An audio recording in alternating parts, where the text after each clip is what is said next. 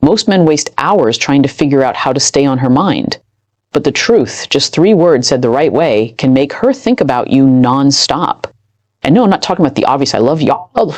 I'm talking about words that slip under her skin and trigger the part of her brain that keeps replaying you like her favorite song. Here's the secret. Women don't obsess over beauty or perfection. They obsess over feeling. If your words make her feel something no one else does, you become unforgettable. That's why these 3 magic keywords matter. I'll share them with you in a second. But first, let me explain why most men get this wrong. They focus on constant texting, over-explaining, or trying too hard to impress. But obsession doesn't come from effort. It comes from impact. The right words don't just reach her ears.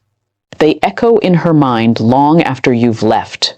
And before I give you these exact 3 words, make sure you stay with me until the end, because I'll also show you how to use them in a way that feels natural so she never sees it coming, but always remembers you. Imagine making a woman think about you all day without sending her endless messages, without running after her, without turning yourself into some impossible version of perfect. Just 3 simple words, that's it. 3 words that if you use them right, can be the difference between being just another face she passes by or the man who stays in her thoughts long after you've left. And let's clear this up right now. This is not some cheap party trick. It's not a tired movie line, and it's definitely not a silly gimmick meant to control her. This is real. It's rooted in deep psychology and in how attraction truly works under the surface. I'm talking about the part of the mind Carl Jung studied his whole life, the unconscious mind. That hidden space where real desires live. Most people believe attraction is about logic, about ticking boxes. He's handsome. He's smart. He's kind. Okay, I'm interested. But that's not how it really works. If it were that simple, dating apps would have solved love years ago. The truth is, the connections that move us the most are not logical. They're emotional, symbolic. They live in the part of the mind you can't see, but you can feel. Jung explained it perfectly. Until you make the unconscious conscious, it will guide your life, and you'll call it fate. Think about that for a moment. The memories that stick with you. When someone's smile feels different, when a simple comment touches something deep, when a glance feels like a whole conversation, those aren't planned. They are emotional triggers that cut past logic and hit your core. They wake something inside you that you didn't even realize was sleeping. And here's where many men get it wrong. They try to create that feeling by doing more. More texts, more check-ins, more effort just to be noticed. But the harder you try, the less magnetic you seem, because true attraction doesn't come from effort. It comes from resonance, from that calm but lasting mark. You leave when your words and energy bypass her conscious filter and go straight into her unconscious mind. This is where those 3 words matter. They work because they are not only words, they are a symbol. They plant an image in her head. They invite her into a story she can't help but imagine herself in. And once that picture is rooted in the part of her mind that holds meaning and emotions, you're no longer fighting for her attention like everyone else. You've entered a whole new space. You become the man she can stop thinking about, even if she doesn't fully know why. So here's my promise to you. By the end of this, you'll understand not only what to say, but why it works on a deeper level that has nothing to do with tricks and everything to do with psychology. This isn't about making her obsessed for a week and then fading away. This is about building a connection that pulls her emotionally and lasts because it touches something symbolic inside her. It's not magic. It's not manipulation. It's how the human brain works. And once you learn this, you'll see you don't need to chase. You don't need to stress. And you definitely don't need to be perfect. You only need to know how to speak in a way her unconscious will always remember. And that begins now. Here's a truth most people never mention. Attraction doesn't start in the logical part of the brain. It doesn't begin with checklists. It doesn't care about points like nice, kind, good job, good looks. That's not what makes someone unforgettable. The connections that stay with us, that haunt us in the best way, are emotional first, logical later. And this is what Carl Jung spent his life studying. He showed that the human mind is driven as much, if not more, by symbols, patterns, and unconscious pulls as it is by reason. We like to believe we're making conscious, smart choices, but really the unconscious arrives first. That's why he said, until you make the unconscious conscious, it will guide your life and you'll call it fate. In simple words, until you understand what's pulling strings underneath, you'll think things just happen. You'll think you just clicked with someone, but that click is not random. It's emotional and symbolic resonance. Something in their words, their moves, even their tone speaks right to your unconscious mind, skipping logic altogether.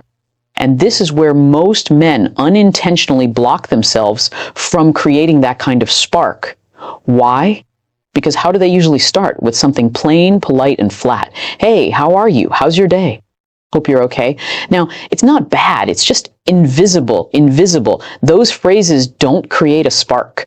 They don't give an image. They don't cut through the noise of her day.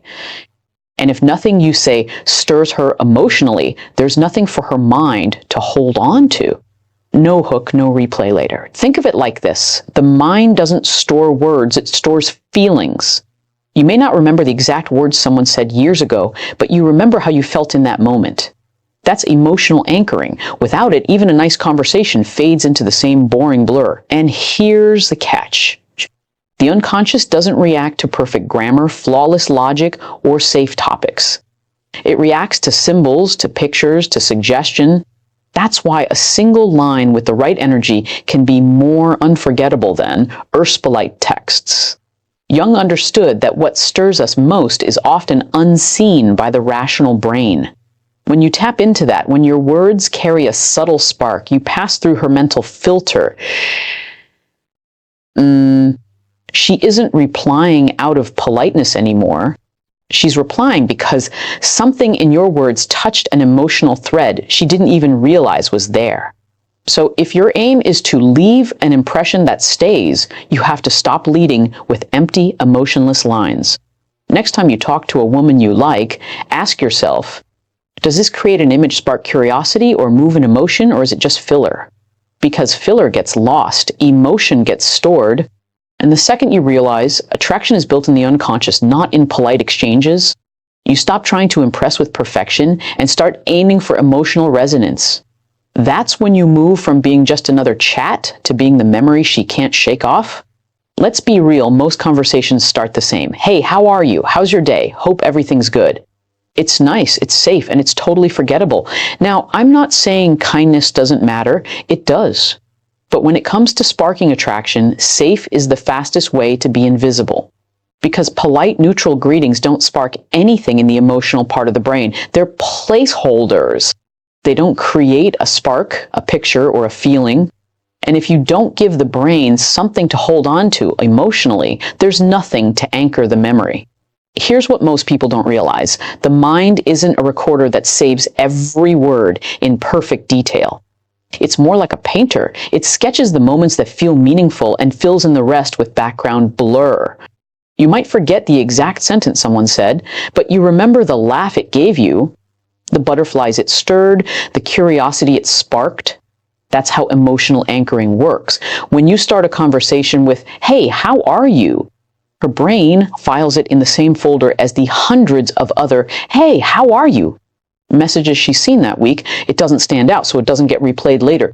And if you're not standing out in those first few moments, you're already behind. Think of it like scent. Have you ever smelled a perfume or cologne and instantly remembered someone from years ago? That's because scent is tied directly to memory and emotion in the brain. Words work the same way. When they carry an emotional charge, they connect to a feeling, and that feeling is what gets stored. So the problem isn't that you reached out. It's that you reached out in a way that didn't carry meaning. It didn't light up the emotional wiring. It didn't paint a picture in her mind or create a moment she could actually feel. Now, here's where it gets fascinating. From a psychological point of view, the brain is wired to notice novelty. Anything that breaks the usual pattern, anything that interrupts the autopilot of daily life, gets flagged as important. That survival wiring thousands of years ago, noticing something different could mean the difference between finding food or becoming food. Today, it means noticing someone who feels different from everyone else. So when you open with something that makes her pause, that pulls her out of her daily scroll, trigger that novelty switch. And if what you say not only breaks her pattern, but also stirs curiosity or emotion, now you've created a double anchor. She's not just noticing you in the moment. Her brain is also placing you into the worth thinking about again category. But here's the warning.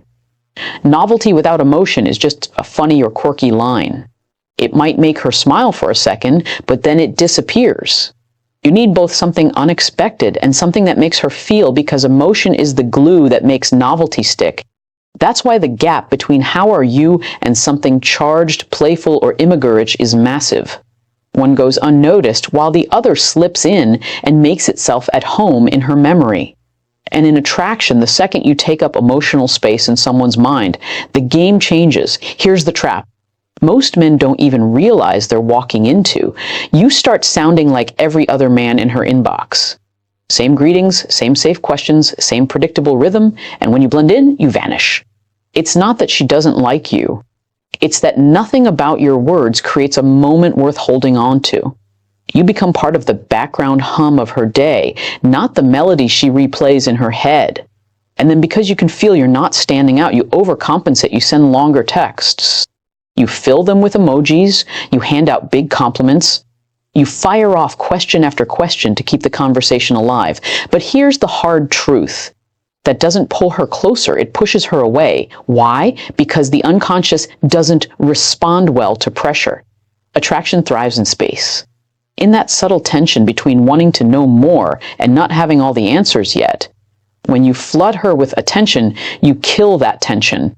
Instead of feeling drawn to you, she begins to feel weighed down by the interaction. What was once light and exciting now feels like a chore. Excessive effort also flips the emotional script. Instead of her thinking, can I win him over? She starts to feel like the prize has already been handed to her. And human nature is wired to value what's earned more than what's given without effort psychologically.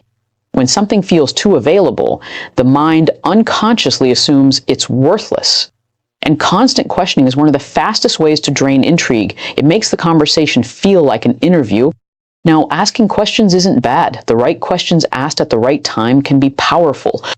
But when you rapid fire them just to avoid silence, you're telling her you care more about filling gaps than creating real connection. The truth is, attraction isn't about how much you say, it's about the quality of the moments you create. Your goal isn't to cover every pause in conversation or to prove how interested you are. Your goal is to drop sparks, small flashes of novelty, curiosity, and emotion that stand out against the background of her day. Think of it like this. If every other man is handing her a bucket of water, you want to be the one holding a match. A match changes the atmosphere instantly. A match has heat, energy, and mystery. It makes her pause, notice, and wonder what comes next. That's the difference between being background noise and being music. Carl Jung often spoke about the power of symbols and emotional resonance. When you speak in a way that hints at possibility, that paints even a small picture in her mind, you're not just making small talk. You're engaging her unconscious. That's where real attraction lives. So instead of chasing her attention with more words, more flattery, and more effort, take a step back. Create space. Let your presence and your choice of words carry the weight. Give her moments to feel you, not just read you. Because when you stop trying to outtalk every other man in her inbox and start focusing on impact, you move from being background static to being the signal she tunes into without knowing why. And this is where it all comes together. The moment we stop talking about theory and move to the tool itself. 3 words so simple you might laugh when you hear them, but if you use them with the right energy at the right time, they can completely shift the way a woman sees you. Those words are you and me. Now, your first thought might be, that's it. That's the big secret. But here's where most people miss the point. The strength isn't in the size of the phrase. It's in what it suggests. You and me doesn't just describe 2 people. It links them in the listener's mind. It plants an image where the 2 of you are already connected, already in the same frame, already part of the same story. Carl Jung explained that our unconscious speaks in symbols, not checklists. You and me is exactly that, a symbol. It cuts past logic and settles into the symbolic part of the mind where meaning and emotion are woven together. You're no longer just talking to her. You're talking with her in a way that makes her feel like you're already connected. Here's why that matters. Most men, when they want to suggest doing something with a woman, ask for it. Do you prefer out sometime? First, do you want to go out? Do you want to go out sometime? Would you like to grab dinner? When you ask, you put the power entirely in her hands. You are waiting for approval. And whether you realize it or not, that shifts the dynamic. You've placed yourself in the position of applicant instead of company creator. But when you say you and me should grab dinner, you're not asking. You're declaring a shared vision. You're framing the moment as something that already exists in possibility. It's not a plea. It's an invitation with confidence baked in psychologically that hits very differently. Think of the unconscious like a movie projector. Most of the time when you talk to someone, you're giving them information. They process it. Maybe they remember it, maybe they don't. But when you say you and me, you're handing them a short scene to play in their head. Suddenly, they're seeing you two together, laughing at a restaurant, standing side by side, sharing an experience. That mental image is the emotional hook. And here's the subtle genius of it. It's not aggressive. You're not cornering her with, we should be together on day one. You're giving her something light, playful, and easy to agree with, but that still builds an emotional bridge. You're suggesting, not demanding. That's why it creates intrigue instead of pressure.